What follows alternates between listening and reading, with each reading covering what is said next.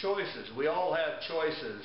But to add to the life's interesting things, there are also webs out there, spider webs. In the bug world, if a bug doesn't see it in time, he gets caught by that said spider web and is destroyed. Well, in the human jungle in McCook, there are spider webs out there. And they will destroy your life every bit as quickly as the spider does the bug.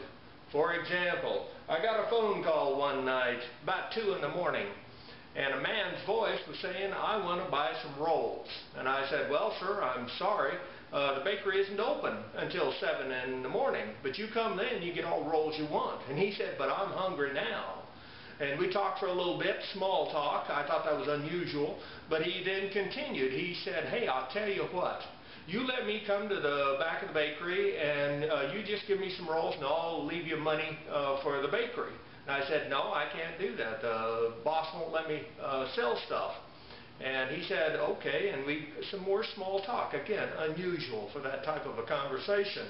He then said, "I tell you what, I've got a better idea than even that." And I said, "What would that be?" And he said, "You let me come in here to the bakery, go up front, I'll get what I want, and when I leave, I'll give you a $20 bill.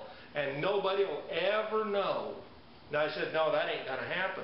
But he repeated it then. He said, "But nobody will ever know. You're the only one there, and I won't tell." He said, you get by and you'll have a $20 bill in your pocket." And I said, "No." I said, "Let's say we did this thing you want to do, and we never got caught. I'd still have to, on Judgment Day, explain it to Jesus Christ, and I'm not going to do that."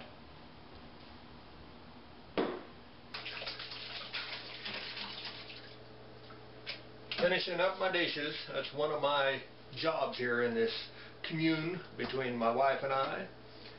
But the spider webs even come within the household that you may never expect throughout your life. For example, I've been married about 5 years, and I had a woman come to the house. We knew them quite well, her and her husband, but just a woman came to the house. And my wife was gone up at the farm. And she came in, this woman, and she said, "You know, my husband's been cheating on me." And I said, yeah, I guess I did know that."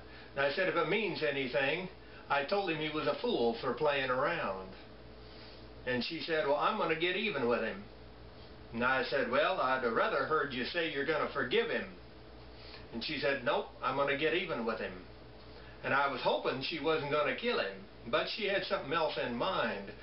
She was going to cheat on him, she said. And she said, "It'd just as well be you as anybody else." And she said, "And right now." And I said, "Well, it ain't going to happen. I appreciate the offer, but it ain't going to happen. I'm happily married." And I asked God, when I started looking for a woman, I asked God not for a rich woman, not for even a good-looking or a wise woman. I asked God for one thing: a loyal woman.